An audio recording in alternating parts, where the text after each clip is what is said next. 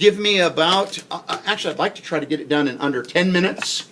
Okay, notice I wore my WyoTech shirt today, promoting WyoTech and technology schools like ITT Tech, WyoTech, DeVry. If you want to watch more of this video, I've taken some of the laptops, hello, and put DVD players where if there's a DVD we don't have a time to watch in class, you can take it and with a portable DVD player watch it on a laptop. Okay, I bought 2 of them, so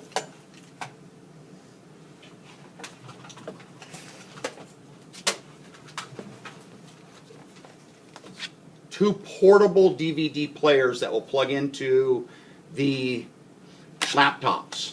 Okay, rather those computers did not come with DVD drives, so I thought this way we can switch them from computer to computer. Okay, 3D printers. Here's what I'd like this tech students to do. Make a short presentation. You can use my camera or my iPad to make a quick video and teach us something about technology, some area of technology that you either specialize in or you want to learn more about. Okay, I'm going to give you an example here. 3D printers. Has anyone used a 3D printer? You guys better be paying attention. You're the only one that's used a 3D printer? Okay, do you know anyone that has one? I only know of one person in the valley here, and he's a teacher out of DeSoto, and he has a 3D printer. All of this stuff that I'm going to show you right here was done on a 3D printer. Okay, this one right here, actually, let's get a close-up of that. That entire subdivision of condominiums down in Mexico, the architect or engineer, I got a shot of it there and there, and I'm going to put it on the camera here. Some of this stuff is getting lost, so I want to put it on video before it's completely gone. Okay, that was done with a 3D printer. You design the product and it prints it in 3D, in levels. Okay, I will pass that around, but if someone's not here to see it today, they can just watch the video later. Okay, here's another thing that's kind of interesting with 3D printers. This is a bearing that was done, I don't know how good you can see it, could use a little better lighting. That's a bearing that was done on a 3D printer. Okay, ball bearing. It's got balls in the middle. Okay, spins. A working, functional 3D printer. Ooh. Okay, the next one, and I'll let you see some of this stuff, not just for our applications, but other applications. This is a gear done with a 3D printer. Okay, this very, very high tech. When I say high tech, we're talking about high technology level. Okay, this one was done a little bit different. Okay, in fact, I'll come back to these two after I'm done showing you the other ones. Okay, these are all done 3D printer, which means they start and they put a layer on at a time to make a 3-dimensional printer. I will be right with you, Toby, but would you do me a favor? And on the corner of my desk here, I have a little, it's an item like a little jar with a tag on it, very small. There you go. Hand that over to me. This was also done on a 3D printer. And on both of these, that one even has threads. It opens up. It's like a container threaded with the lid, so it allows you to mate 2 parts together. And it has a sticker on there that says 3D printers, only $18,900. 3D printer, only $18,900. Okay, when these first came out, they were $80,000. $80,000. I got all of this stuff from a technology conference, and it was called Industrial Technology Educators of America, San Antonio, Texas. This was done with a laser engraver. Okay, kind of like the little engraver I have over in the shop, but that one is a rotary engraver where it's got like a drill or router on it. This was done by laser. Okay, and I'll pass these around. I want you to just take a look at them. The next one was also done with a laser engraver. Most of this stuff was done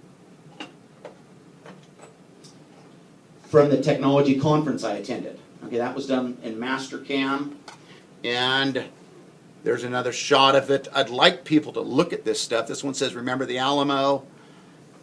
The other one that I showed right here, you can't see it real good on here. Right about there, you can see it okay, but just for practical purposes, if you just look at the detail of this done on the laser engraver, I don't know how good you guys can see that, but I'll pass them around. I wanted to do this so that if someone's not here today, they can go, oh, I want to see all that stuff. I had to dig it all out and get it together. I don't have to do that now. You can just watch the video. Okay, that's 3D printer, where you start with an object and then it adds to it. Okay, the rest of these items take away from the object, like this one here, a website, emachineshop.com.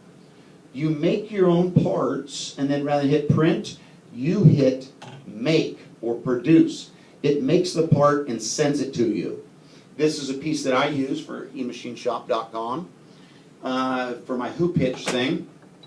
I'm wondering if there's any companies that do 3D printing yet over the internet where you could just print it through them and they send you the product. That'll be something you could look up. Okay, here's another one. Lastly, this was done on a CNC lathe. These were done with CNC milling machines. Okay, I'm going to pass these around. I want you to look at them. I'm counting them up so I know I can get them all back. The last one I'm not going to pass around. It's very fragile. It is a skull that was done on a 3D printer. Okay, so this took an X-ray, or actually not really an X-ray, but an MRI, magnetic resonance imaging.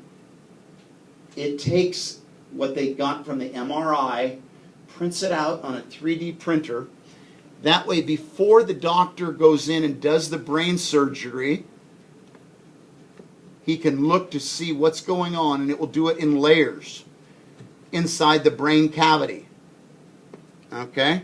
3D printers for the medical field, $18,995 is not that much money. Okay? In medical field, they spend much more than that. Schools, that's a lot of money. Okay? I believe I've showed you almost every one of these. Like I said, I'm not going to pass this one around. I'll let you look at it, but it's going to stay up on my desk here. The other items I will pass around and let you look at. Okay? I would like my students to do a little report on some area of technology. I have an example here, 2 watches. Okay? One of them is a calculator watch, which at the time was high-tech. Okay? It also holds and stores up to like 300 phone numbers and addresses. It's the Casio data bank. The other one here is a watch that also is a remote to turn your TV on and off, which I originally confiscated from a student because he kept turning my TV on and off from his desk. Just looked at it to see what type of, what brand it was, and he put the driver on there, and it kept shutting off, and I was wondering why, and found that he was turning it on and off with his watch.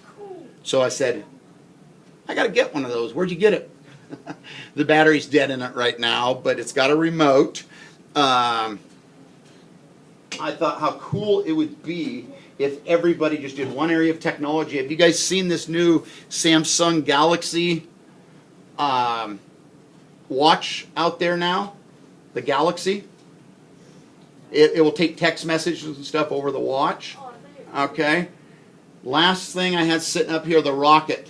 If you haven't seen the movie October Sky, I recommend you watch it either in here or someone said it's on TV also. Okay. Great movie. I have it here. I have it on VHS.